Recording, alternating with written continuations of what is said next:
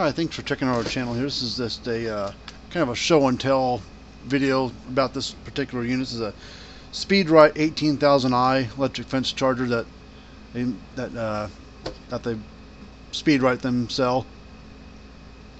So what we did a repair on this one, it had, what the complaint was, they had a lightning strike close by and went back out to the unit and they couldn't get the remote control to turn the charger off at the fence.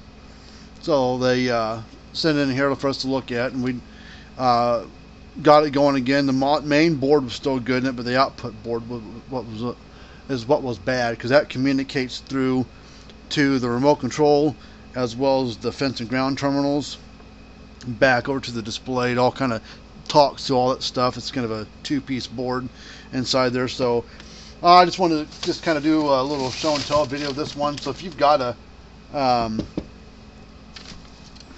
get the oh, it's not plugged in, hold on.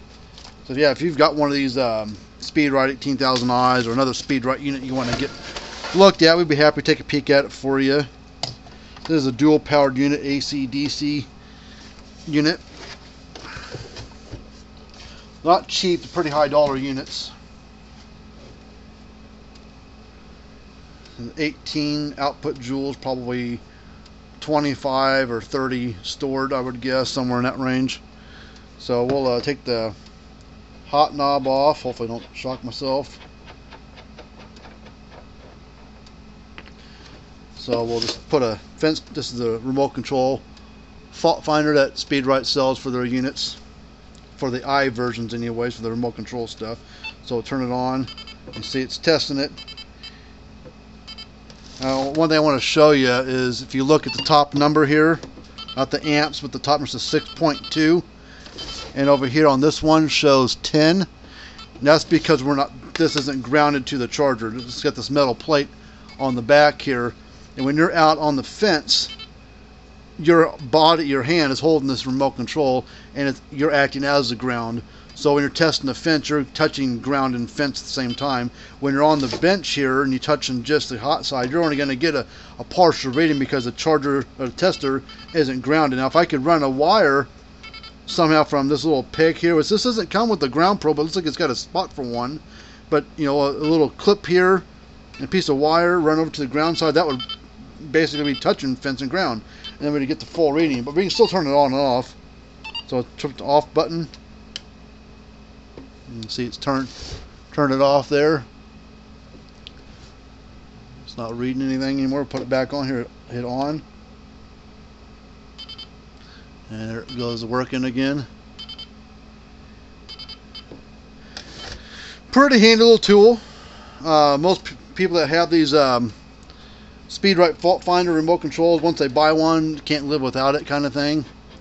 They do go down all the way to a 6,000i 6 joule output unit that can use a remote control. Now the only downside to these remote controls, the other brands like Gallagher and such, Gallagher makes parts for their testers, Speedrite does not. So if you ever break the screen, drop it, it goes wonky on you and craps out altogether. You can't get any parts for it. The only thing you can really do to is change a battery. They're not as compact as the Gallagher. You can see the Gallagher is a little bit smaller in size, but does the same thing. But this fits in your shirt pocket a lot better, I think. This one does. And this one's just pretty, a little bit longer. Doesn't really fit in your pocket as easily. But they're both pretty good testers. I mean, there's nothing really wrong with either one of them, other than the fact that you can get parts for these, and these can be fixed. They're not throwaway units.